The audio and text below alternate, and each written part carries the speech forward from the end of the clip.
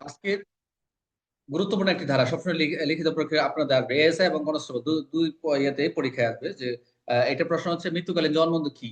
মৃত্যুকালীন জবানবন্দি কে কে রেকর্ড করতে পারেন এবং মৃত্যুকালীন জবানবন্দি রেকর্ডের নিয়মাবলী কি, তিনটা প্রশ্ন বলেছি। হোয়াট ইজ ডায়েট ডিক্লারেশন, মনোযোগ দেন, 32 ধারাটা খুব ইম্পর্টেন্ট। এখানে যে ধারাটা পড়তেছি আমরা খুবই গুরুত্বপূর্ণ এবং মনোযোগ দিতে হবে। পুরো ক্লাসটা একটু মনোযোগ দিবেন সব। আমি ভাষ্যটাও নিচ্ছি আপনাদের হেল্প করার জন্য। যদি পরীক্ষা প্রশ্ন আছে মৃত্যুকালীন জবানবন্দি কাকে বলে, কে বলবেন একটু বলেন তো যে মৃত্যুকালীন জবানবন্দিটা কি, কি বলতে পারবেন? কেউ বলেন মৃত্যুকালীন জবানবন্দি কাকে বলে, কে বলতে পারবেন? একজন তার শুনি। মৃত্যুর পূর্ব মুহূর্তে। কোনো ব্যক্তি একজন বলেন, একজন কোনো বলেন। ব্যক্তি আসসালামু আলাইকুম স্যার। মৃত্যু একজন নিচ্ছি বলতেছে, একজন নিচ্ছি, পরে বলেন, একজন আসুক, হ্যাঁ বলেন।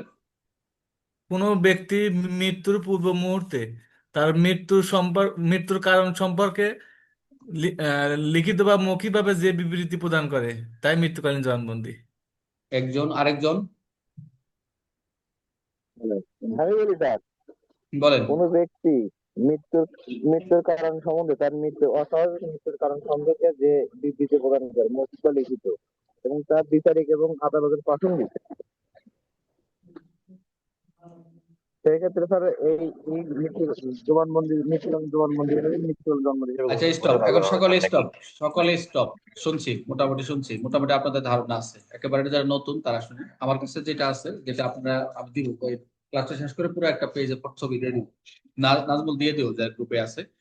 মৃত্যুকালীন জন্মদিন যে সংজ্ঞাটা এখানে হতে হলে প্রথম সবসময় খেলবে, এটা একটা বৈশিষ্ট্য রয়েছে। মৃত্যুকালীন সংজ্ঞায় যদি আপনাকে মৃত্যুকালীন ডিক্লারেশন করতে চান, যে সংজ্ঞাটা প্রথম হচ্ছে মৃত্যুর আশঙ্কায় শঙ্কিত হতে হবে, মানে মৃত্যুর পূর্বে, মানে মারা গেছে সে তো ডায়েট ডিক্লারেশন সেটা তো হয়ে গেল, মানে মৃত্যুর আগে, মৃত্যুর আগ মুহূর্তে হতে হবে, যে বোঝা যাচ্ছে সে তার অবস্থা মৃত্যুর আশঙ্কায় শঙ্কিত, যে মারা যাবে। বুঝতে পারছেন, বলছে মৃত্যুর আশঙ্কায় শঙ্কিত, এখানে যে সংখ্যাটা আছে এইভাবে লিখবেন, মৃত্যুর আশঙ্কায় শঙ্কিত, মৃত্যুর পূর্বে পূর্বে উপস্থিত এক বা একাধিক ব্যক্তির নিকট, এক বা একাধিক ব্যক্তির নিকট কি করবে, মৃত্যুর কারণ সম্পর্কে আদালতের বিচার্য বিষয় সম্পর্কে লিখিত ও মৌখিক যে বিবৃতি প্রদান করবে সেটাই হচ্ছে মৃত্যুকালীন জবানবন্দি। সেটা হচ্ছে 32-1 এবং পিআরবি হচ্ছে 265। এইটুক থাকেন। মৃত্যুকালীন জন্মক্ষেত্রে অনেকগুলো প্রশ্ন আছে, মৃত্যুকালীন জন্ম কাকে বলে, মৃত্যুকালীন জন্মদিন পর প্রাণে বেঁচে যায়, তারপরে কি, অনেকগুলো কোশ্চেন আছে, ভালো করে পড়েন। ঘন্টার মধ্যে স্যার, আস্তে একটা আস্তে। কথা বলতাম স্যার, 66 হবে না 62 হবে স্যার? 66, 66, 65 হচ্ছে 161। স্যার, সাক্ষের জবানবন্দি 161, পিআরবি 265, আর এটা 266। আচ্ছা, তাহলে হচ্ছে আমরা যেটা দেখলাম যে কি বললাম, মৃত্যুর আশঙ্কায় শঙ্কিত, মৃত্যুর পূর্বে উপস্থিত এক বা একাধিক ব্যক্তির নিকট যদি কোনো তার মৃত্যুর কারণ সম্পর্কে আদালতের বিচার্য বিষয় সম্পর্কে যে লিখিত বা মৌখিক যে বিবৃতি প্রদান করে তাকেই বলা হচ্ছে ডায়েট ডিক্লারেশন। পিআরবি হচ্ছে স্বাক্ষরের 32-1, পিআরবি হচ্ছে 266। এটা হচ্ছে মৃত্যুকালীন জন্মদিন সংখ্যা। এখন যে প্রশ্ন, এখানে আরেকটা যেটা করছে, কে কে রেকর্ড করবেন, সবসময় সিকোয়েন্স অনুসারে। প্রথম হচ্ছে ম্যাজিস্ট্রেট। এই আপনারা ক্লাসে চলে আসেন কেন, এমডি রবিউল মিউট করেন, ক্লাসটা একটু শুনেন মনোযোগ দিয়ে, যতক্ষণ থাকি একটু মনোযোগ দেন। রবিউল ভাই কি অটোমেটিক হয়ে যায় নাকি, রবিউল ভাই? না স্যার, বারবার একটু টাচ পাইছে। আচ্ছা, মিউট করেন, মিউট করেন, হ্যাঁ মিউট করে নেন ভাই, প্রথমত হলে হতে পারে। আচ্ছা, যেটা বলতেছিলাম যে প্রথমত ম্যাজিস্ট্রেট, ম্যাজিস্ট্রেট অনুপস্থিতি যারা থাকবে, ডাক্তার বা নার্স, বা ডাক্তার নার্সের পরিবর্তে যারা পুলিশ থাকবে, পুলিশ কর্মচারী যারা থাকবেন, এবং পুলিশ কর্মচারীর অনুপস্থিত যারা চেয়ারম্যান, মেম্বার এবং গ্রাম অন্যান্য ব্যক্তিরাও থাকবেন, এরাও রেকর্ড করতে পারবেন। ম্যাজিস্ট্রেট, ম্যাজিস্ট্রেট বলতে ডাক্তার, নার্স, নার্সের পুলিশ, পুলিশের বলতে মেম্বার, চেয়ারম্যান যারা চৌকিদার টুকিদার যারা থাকবে তারা রেকর্ড করবেন। আর রেকর্ডের নিয়ম বলে কি কি, জাস্ট একটু আমি একটু নিয়ে নিচ্ছি আপনাদের একটা রেকর্ড নিয়ম হচ্ছে কি, ম্যাজিস্ট্রেট প্রথম হচ্ছে ম্যাজিস্ট্রেট, ডাক্তার, পুলিশ এরা রেকর্ড করবেন। এক বা একাধিক ব্যক্তি, দুই বা ততোধিক ব্যক্তির উপস্থিত থাকতে হবে, এবং যিনি যিনি জন্মদিনে দিচ্ছেন তার অবশ্যই যে ভাষায় দিচ্ছেন সেই ভাষায় বর্ণনা করতে হবে, লিপিবদ্ধ করতে হবে। এবং তিনি যে যে সময় টাইম যে বিবৃতি দিচ্ছেন সেটা রেকর্ড করবেন। এবং যিনি বিবৃতিটা দিচ্ছেন সেটা অবশ্যই তার বিবৃতির যে স্বাক্ষর টিপসই থাকবে। আর যদি ম্যাজিস্ট্রেট বা ডাক্তার না পাওয়া গেলে সেই ক্ষেত্রে তারপর পুলিশ অফিসার মৃত্যু ডায়েরি ডিক্লারেশন করতে পারবেন। এবং মৃত্যুকালীন যিনি রেকর্ডটা করতেছেন, যে ম্যাজিস্ট্রেট করেন, ডাক্তার করুক, পুলিশ করুক, মেম্বার, চেয়ারম্যান যেই থাকুক না কেন, অবশ্যই তাদের কি সিল স্বাক্ষর থাকবে। এই হলো মোটামুটি তিনটা স্টেপের প্রশ্ন, সংজ্ঞা, কে কে রেকর্ড এবং নিয়মাবলী। এটা আমি দিয়ে দেবো, সমস্যা। বাট আমরা যে আমাদের যে আজকে উপস্থাপনা যেটা, সেটা হচ্ছে 32-এ কি কি বলা রয়েছে। এখানে একটা অনেক বড় একটা আলোচনা, আটটার ধারা উপধারা রয়েছে, এক একটা বিষয়। একটু মনোযোগ দেন, এবং উদাহরণগুলো অনেক জটিল, এখান থেকে প্রশ্ন আসবে। তাহলে আমরা যেটা শিখবো 32 যে হেডলাইনটা বলা রয়েছে, এখানে বলা রয়েছে মৃত ব্যক্তি বা অনুপস্থিত ব্যক্তির বিবৃতি কখন প্রাসঙ্গিক হবে। যদি এই পরীক্ষায় প্রশ্নটা আসে যে মৃত ব্যক্তি বা অনুপস্থিত ব্যক্তির বিবৃতি কখন প্রাসঙ্গিক হবে, এটা কি করবে? অনেকে 32 লিখবে, অনেকে 33 লেখে রেখে চলে আসবে। বুঝতে পারছেন? 32 33 ফার ডিফারেন্স। বুঝতে পারছেন? আগে এইটুকু ভালো করে বোঝেন, 33টা বুঝতে পারবেন। এখানে হচ্ছে মৃত ব্যক্তি, যে অনুপস্থিত ব্যক্তির ক্ষেত্রে কখন। আমরা কিন্তু এই যে আজকে যারা নারী শিশু ক্লাস করেছেন, ওখানে কিন্তু পড়ছি যে যে সাক্ষী মারা গেছে, তাকে খুঁজে পাওয়া যাচ্ছে না, সাক্ষ্য দিতে অক্ষম, তাকে হাজিরা করতে গেলে আদালতের অযৌক্তিক বিলম্ব ব্যয়। আমরা পড়ছিলাম আজকে ক্লাসে, পড়ছি তো। অনেকে যারা ছিলেন 22-25 জন ছিলেন। এই যে এদেরকে যদি আদালতে হাজির করা না যায়, তা এদের আদালতে তারা যে সাক্ষ্যটা দিয়েছেন, তারা যে রিপোর্টটা দিয়েছেন, এটা আদালতে কি হবে? প্রাসঙ্গিক হবে। এবং একটা কন্ডিশন ছিল কি, এই রিপোর্টের ভিত্তি করে তাদেরকে কি করা যাবে না? সাজা দেওয়া যাবে না। আরেকটা কি বলছিলেন? তাদের সাক্ষীর সাক্ষ্যের উপর ভিত্তি করে তাদেরকে সাজা দেওয়া যাবে না। ক্লাসে কি পড়ছিলেন আজকে? মনে আছে না ভুলে গেছেন? সন্ধ্যার বেশে আজকে মনে হয় এরকম আলোচনা হয়েছিল, বুঝতে একজনও নাই সন্ধ্যার আর বেশে নাকি? আছে আছে মনে আছে। আচ্ছা, সঠিক স্যার।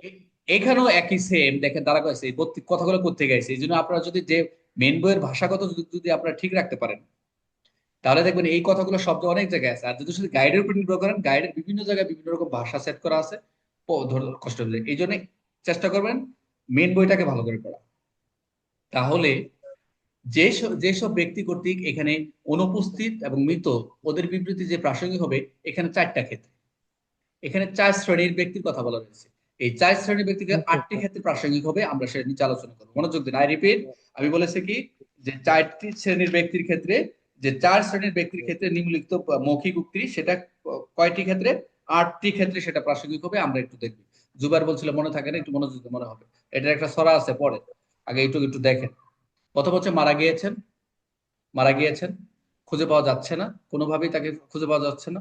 তারপর হচ্ছে অথবা সাক্ষ্য দিতে অক্ষম হয়ে হয়ে পড়েছেন, অনেবল টু, একদম সিক বা একবার প্যারালাইজড, আর তাকে আদালতে আনা যাচ্ছে না কোনোভাবেই।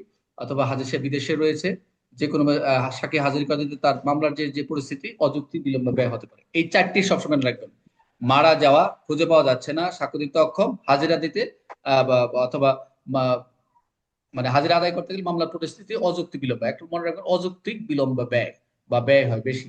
তাহলে 4টা: মারা গেছেন, খুঁজে পাওয়া যাচ্ছে না, অক্ষম, আর অযৌক্তিক বিলম্ব ব্যয়। কে বলবেন এই 4টা? বলুন একজন, একেবারে নতুন বলবেন, অথবা মেয়েদের ভিতরে বলেন, আপনারা কণ্ঠটা খুব ক্লিয়ার, বলেন এই 4টা বলেন। 47 অ্যাটেন্ডেন্ট, হ্যাঁ আসসালামু আলাইকুম স্যার। বলেন। স্যার, যারা মারা গেছেন, যাদের খুঁজে পাওয়া যাচ্ছে না, সাক্ষ্য দিতে অক্ষম, এবং যে ব্যক্তি সাক্ষ্য গ্রহণ করতে হবে সে ব্যক্তিকে হাজির করা যদি ব্যয় সাপেক্ষ হয় বা মামলা বিলম্ব হয়, এই 4জন ব্যক্তি স্যার। আচ্ছা, তাহলে কি হবে? এই 4 শ্রেণীর ব্যক্তি লিখিত বা মৌখিক উক্তি আদালতে প্রাসঙ্গিক বিষয়, তাদের অনুপস্থিতি গ্রহণযোগ্য হবে কি হবে না? আদালতে এই 4 শ্রেণীর ব্যক্তির মৌখিক বা লিখিত বিবৃতি কি গ্রহণযোগ্য হবে? অনুপস্থিত যদি থাকে কোনো ক্রমে, গ্রহণযোগ্য হবে কি হবে না? হবে স্যার, হবে। মনোযোগ দেন, সবাই একটু মাথায় নেন, কারণ এটা যদি একটু না বোঝেন 33-তে পুরো প্যাঁচ লাগা ফেলবেন।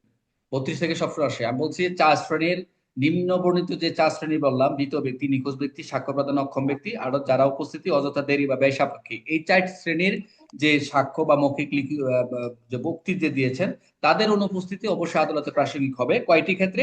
আমরা এই নিম্ন বর্ণিত যে 8টি রয়েছে, যে লিখিত মৌখিক, 8টি ক্ষেত্রে যদি কোনো লিখিত মৌখিক বিবৃতি পাওয়া যায়, সেগুলো প্রাসঙ্গিক হবে। 8টি ক্ষেত্র কি কি? এখন আসি, মনোযোগ দেন। প্রথম হচ্ছে মৃত্যুর কারণ সম্পর্কিত হলে, যেটা হচ্ছে ডাইরেক্ট ডিক্লারেশন। আমি অলরেডি আলোচনা করে ফেলছি যে মৃত্যুকালীন জবানবন্দি যে রেকর্ড কাকে বলে, রেকর্ড কে কে করবেন, রেকর্ডের নিয়মাবলী কি কি, 32-এ কিন্তু আলোচনা করে ফেলছি।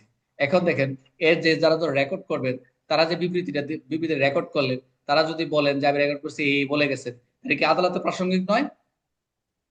তাই নয় কি? প্রাসঙ্গিক। প্রাসঙ্গিক। তাহলে আমরা একটু দেখি, এই যে যদি কোনো ব্যক্তি তার নিজের মৃত্যু সম্পর্কে অথবা লেনদেন বা ঘটনার ফলে মৃত্যু হয়েছে, যে ঘটনার পরিস্থিতি সম্পর্কে সে বিবৃতি দিয়েছেন, এবং সেই বিবৃতি সম্পর্কে কারণ প্রশ্নবিদ্ধ হয়েছে, ওই বিবৃতি কি হবে? রিলিভেন্ট হবে। গুরুত্বপূর্ণ কথা হলো, এই ধরনের বিবৃতি অবশ্যই প্রাসঙ্গিক হবে। কি খেয়াল রাখতে হবে? বিবৃতি দেওয়ার সময় সে মৃত্যুর আশঙ্কায় ছিল কিনা তা বিবেচ্য নয়। বুঝতে পারছেন? এটা একটা খেয়াল হবে, যেতে এখন দেওয়ানি ও ফৌজদারি যে কোনো মামলায় হতে পারে। কারণ হচ্ছে ডাইরেক্ট ডিক্লারেশনটা দেখা যাচ্ছে আপনি বুঝবেন যে এই যে একটা প্রশ্নই আসছিল কোন স্থল থেকে এএসএ সাব ইন্সপেক্টর প্রশ্ন যে কোনো পরিস্থিতি, এমন একটা পরিস্থিতিতে ম্যাজিস্ট্রেট উপস্থিত নাই, নার্স দাঁড়িয়ে রয়েছেন বা পুলিশ নিয়ে গেছে নার্সের কাছে, তখন সে এমন ভাবে বিবৃতি দিচ্ছেন মানে সেখানে দাঁড়িয়ে থাকার অবস্থায় ঘটনা বলতেছে, কিন্তু বলতে বলতে সে মারা গেছে। এমন একটা পরিস্থিতি বলতে মারা গেল, কিন্তু রেকর্ডও করতে পারে না, নার্সও রেকর্ড করতে পারে না, পুলিশও রেকর্ড করতে পারে না, বাট শুনলেন। ওখানে পাশে দাঁড়িয়ে ছিল একজন তার নার্স, পুলিশ, এবং পাশে দাঁড়িয়ে ছিল একজন ঝাড়ুদার এবং পুলিশ। এই প্রত্যেকের বক্তব্য কি হিসেবে গ্রহণযোগ্য? এটাকে মৃত্যুকালীন জন্মদিন হিসেবে গ্রহণ হবে, রেকর্ড করতে, বাট এটা শোনা এটা কিন্তু যে তারা তো সবাই শুনলো, তখন এই যে প্রত্যক্ষ শুনলো সেটা কিন্তু শোনা সাক্ষ্য হিসেবে গ্রহণযোগ্য হয়ে যাবে। কিন্তু ডায়েরি ডিক্লারেশন হইতে হলেও তার যে বাসায় দিয়েছেন সেই বাসায় লিখতে হবে, তার মৃত ব্যক্তির স্বাক্ষর থাকবে, তারপর হচ্ছে যিনি রেকর্ড করেছেন তার স্বাক্ষর, তো এগুলো তো কোনো কিছু নাই। তো না থাকলে ওগুলো স্বীকারোক্তি হিসেবে গ্রহণযোগ্য হবে, সাক্ষ্য হিসেবে গ্রহণযোগ্য হবে, তখন কিন্তু 32 হবে না।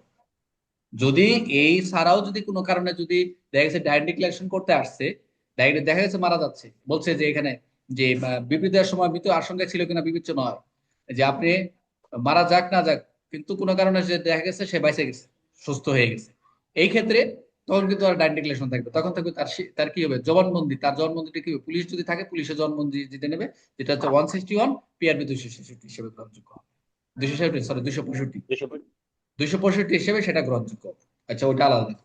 তাহলে আমরা একে আর 4টি ক্ষেত্রে 8টার ভিতরে একটা পেলে মৃত্যুর কারণ এটাকে।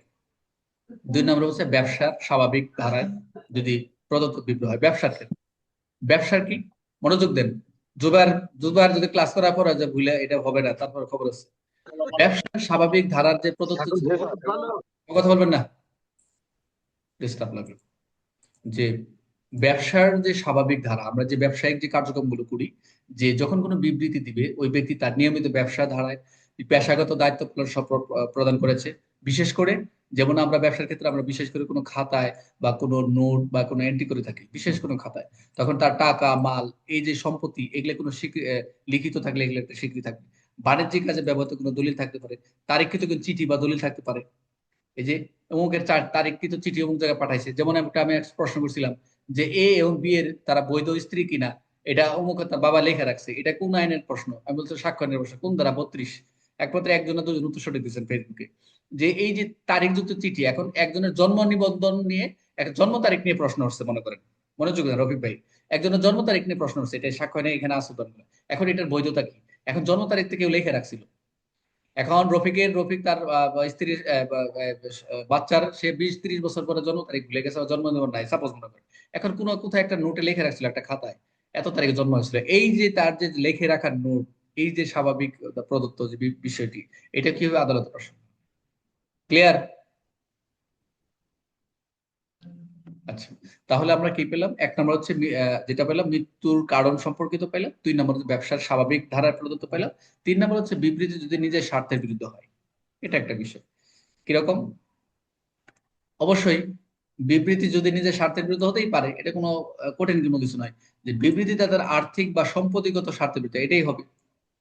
অনেক সময় যে বিবৃতি যিনি দেবেন এটা আর্থিক হতে পারে, ফাইন্যান্সিয়াল হতে পারে, সম্পত্তি হতে পারে, স্বার্থের বিরুদ্ধে হতেই পারে।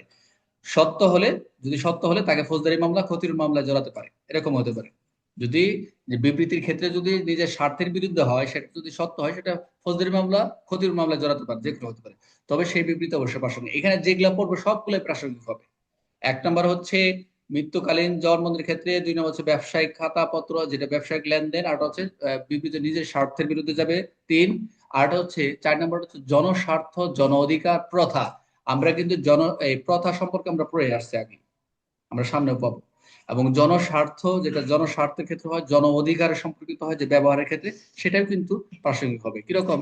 যে কোনো জন অধিকার, এটা জন অধিকার হিসেবে কোন প্রথা সর্বসাধারণ সার্বজনীন বিষয়ে অস্তিত্ব মতামত দেয়, যেমন একটা রাস্তা সকলে ইউজ করে, জন অধিকার, সকলের অধিকার রয়েছে, গণ অধিকার রয়েছে। এখন সেই বিষয়ে সে কোনো একটা মতবাদ দিছে, বক্তব্য দিছে, এটা একটা এক্সপার্ট করছে, এবং সেই ব্যক্তি সেই বিষয়ে জানার সম্ভব যোগ্য ব্যক্তি ছিলেন, দেখা গেছে একটা বই লেখছে, মতবাদ দিচ্ছে, ওই বইটা হাজির করা হয়েছে, এরকম একটা হতে পারে মতবাদ, এবং বিরোধ হওয়ার আগে বিবৃতি দেওয়া হয়েছে। এখন বিরোধ দেওয়ার আগেই এই যে বিষয়গুলো, যে জনস্বার্থ, জন অধিকার, প্রথা সম্পর্কে যদি কেউ মতামত দিয়ে থাকে, এগুলোকে বিরোধ হওয়ার আগেই যে বিবৃতি দেওয়া হয়েছিল সেগুলো হচ্ছে কি হবে, প্রাসঙ্গিক হবে। আপনারা জাস্ট পয়েন্ট গুলো লিখবেন এখানে, আপনাদের ইলাবোরেট করা লাগবে না। পরীক্ষা যদি আসে জাস্ট পরীক্ষা আসবে শুধু 32-এর 1, আর আসবে হচ্ছে 32-1 আর হলো 4টা এই ক্ষেত্রে এটা। আর এগুলা কয়টি ক্ষেত্রে, 8টি ক্ষেত্রে এখানে পরীক্ষা এর মধ্যে আদৌ আসে নাই, কিন্তু আপনারা এটা জেনে নেন। আচ্ছা, আর 5 নাম্বারটা হচ্ছে কি আত্মীয়তা সম্পর্কে বিবৃতি দেওয়া, একদম সহজ এগুলা। জুবাইর বলছে খুব ভুলে যাই।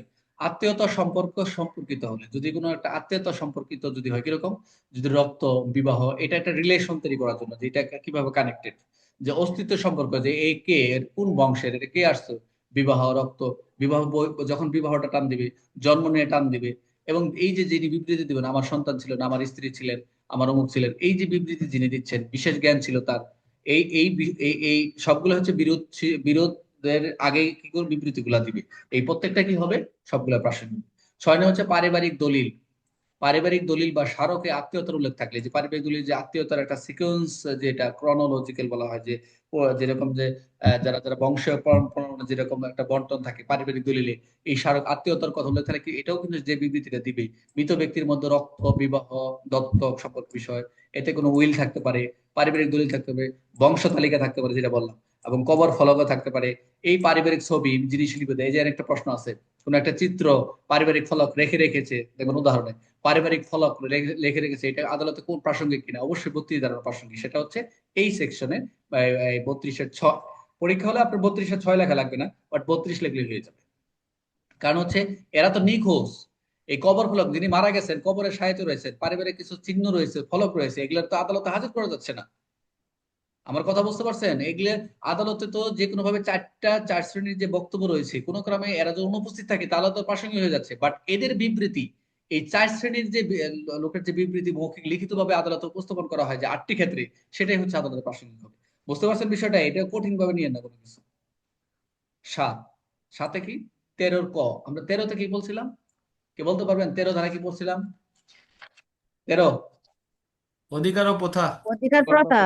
এখন তার অধিকার প্রথা অধিকার প্রথার ক্ষেত্রে যেটা আমরা পড়েছিলাম, যে যে প্রাসঙ্গিক বিষয়গুলো, এখন এই যে দলিল, কোন দলিল বা উইলে যদি লিখিত থাকে, স্বাক্ষরে 13-র লেনদেন সম্পর্কিত হয়, যেখানে আমরা পড়ছিলাম ওখানে লেনদেন, স্বাভাবিক যে লেনদেন গুলো রয়েছে, এগুলো এই বিবৃতি গুলো কি হবে, প্রাসঙ্গিক হবে। প্রথা, অধিকার প্রথার ক্ষেত্রেও সেগুলো যে লিখে রেখেছে কোনো একটা জায়গায় যে কোনো ভাবে, প্রথা হলেও তো পূর্ব থেকে লেখা আছে, প্রথা তো এমনি আসে নাই। প্রথাও তো একটা কাস্টমস যেটা বলি, যেটা আইনের মতোই কাজ করে, যেটা আগে থেকেই প্রথা, আমার বাপদাদারা এই রাস্তা ইউজ করছে, বাপদাদারা এই এখানে হাট বাজার বসাইছে আগে থেকে। এটা যদি কোনো কোথাও লিখিত থাকে, দলিল থাকে, বই থাকে, এই যে প্রথাগত বিষয়গুলো কি হবে, আদালতে প্রাসঙ্গিক হবে। সর্বশেষ 8 ধারা, একাধিক ব্যক্তির সম্মিলিত অনুভূতি ধারণা প্রকাশ করলে, খুব ইম্পর্টেন্ট। কোনো ব্যক্তি একাধিক কিছু কিছু জয়েন্ট কিছু কিছু, ওই যে অনেকে অনুভূতি প্রকাশ করে, যে অনুভূতিটা একটা বিষয়, ধারণা, এই যে সম্মিলিত ভাবে যে অনুভূতি গুলো যদি প্রকাশ করে ধারণা করে, এগুলো সাক্ষ্যয়নের অনেক আগে থেকে এগুলাই এভাবে ইস্টাবলিশড হয়ে আসছে, মানুষের ধ্যান ধারণার ঐতিহ্য অনেক কিছুই। তবে এই যে মানুষের সম্মিলিত কোনো একটা অনুভূতি, যেমন নাজমুল, তৌফিক, শারমিন, তারপর হচ্ছে আরো অনেক মিলে আমরা একটা অনুভূতি যেটা আসলে, যেমন আপনারা বিশেষ করবেন না, আগে যে এইসব লেখরূপ ছিল না, লিখিত কোনো বই ছিল না, মানুষের কি অনুভূতি গুলো মানুষে বলতো। নাজমুল আমরা সবাইকে বলতাম, এই যে আমি এখন যখন বলতেছি, তখন এরকম লেখরূপ ছিল না, এরকম ভাষা ছিল না, আইন ছিল না, তো বলতো যে এটা করা যাবে না, এটা করা যাবে না, এটা আইনটা এরকম। মানুষের মুখে মুখে যেমন আমাদের হাদিস ছিল, হাদিসগুলো কি, যে আগে লিখতে পারছে না, তো পরে কিন্তু যখন এটা যখন লেখার একটা করা হলো, এটা সংরক্ষণ করে, তখন লেখার এটাকে সংরক্ষণ, তো আগের অনুভূতি গুলো, ধারণাগুলো এরকম প্রকাশ করতো মুখে মুখে। তো এরকম যদি কেউ বিবৃতি দেয়, যে সেই বিবৃতি মামলার সম্পর্কিত হয়, যদি যে বিবৃতিটা দিবে যে ঘটনার সাথে যদি কানেক্টেড হয়, এই অনুভূতি সম্পর্কিত হয়, সেগুলো আদালতের প্রাসঙ্গিক হবে। উদাহরণগুলো আসতেছি, এখানে উদাহরণগুলো আসতেছি, তাহলে আমরা একটু দেখে আসি।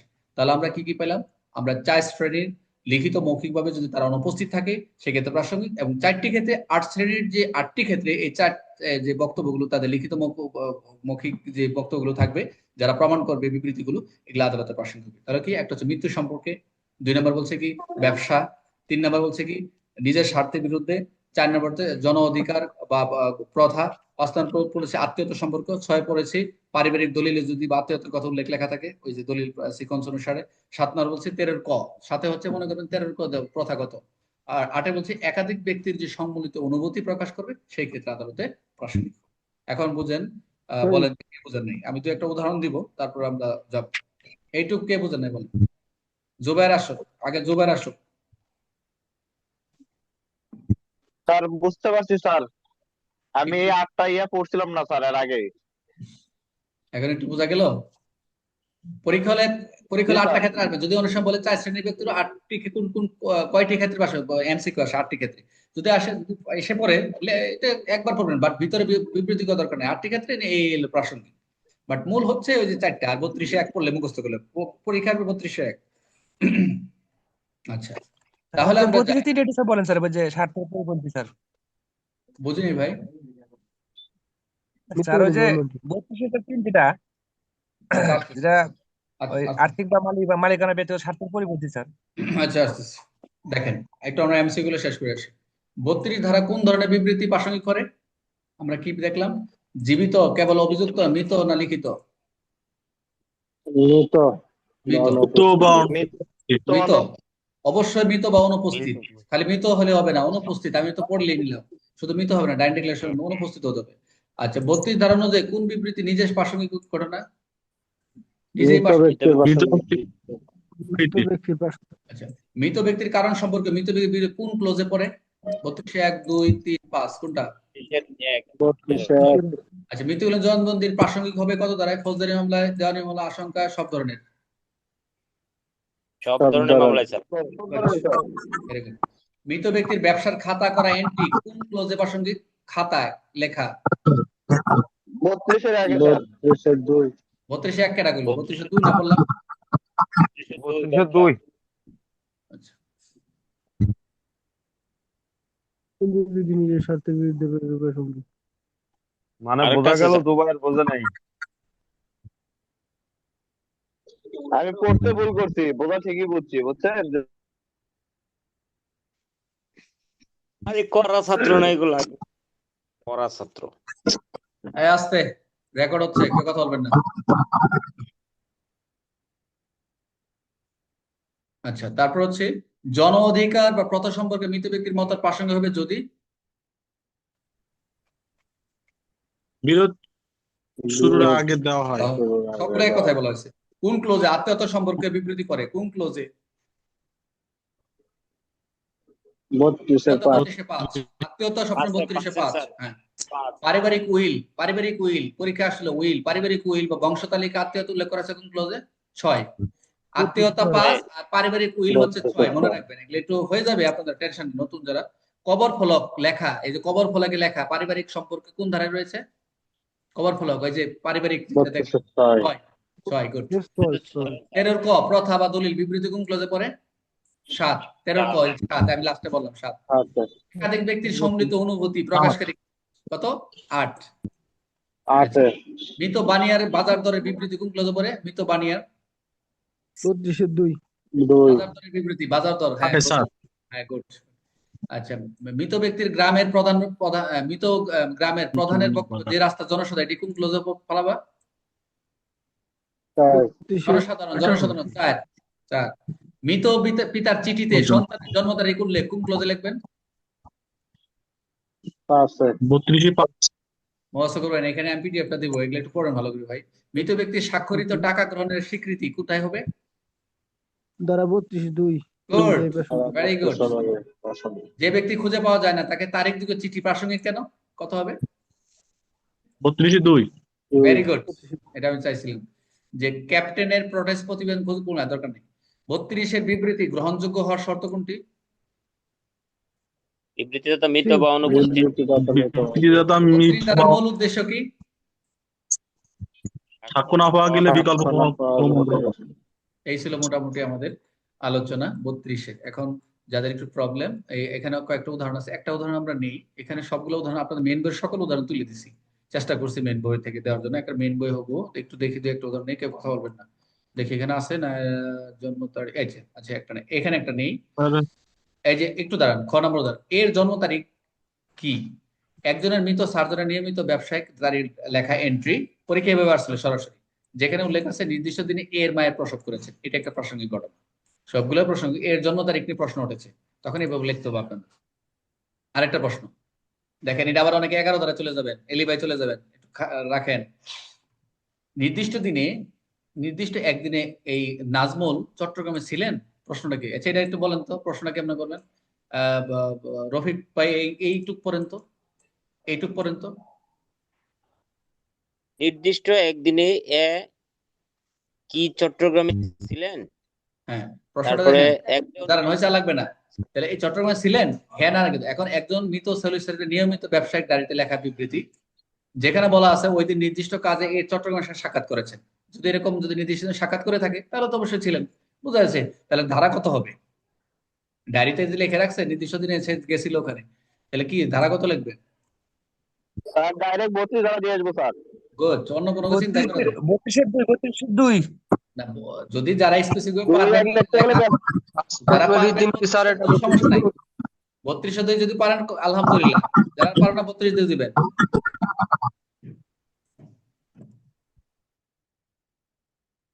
আচ্ছা, তারপর হচ্ছে আরেকটু থাকেন। এই যে এটা পরীক্ষা আসছিল, এটা আসলে পরীক্ষা আসছিল, দেখেন যে ব্যক্তি একে খুঁজে পাওয়া যাচ্ছে না সেদিন কার এখানে ক্যামেরাটা এমন মোবাইলের যে সহজ করতেছে। যে ব্যক্তি একে খুঁজে পাওয়া যাচ্ছে না সে নির্দিষ্ট দিনে কি একটা চিঠি লিখেছিল, ওই ব্যক্তি লেখা চিঠিতে উক্ত তারিখ উল্লেখ থাকা রয়েছে। এটা একটা প্রশ্ন। ওই যে একটা খুঁজে পাওয়া যাচ্ছে না কিন্তু সে একটা নির্দিষ্ট চিঠি লিখেছিল, এই যে ওই ব্যক্তি লেখা চিঠি উক্ত তারিখ উল্লেখ আছে, এটা কি হবে প্রশ্ন? কত? 32 ধারা। Good. 32 এর 1 স্যার 32 এর 2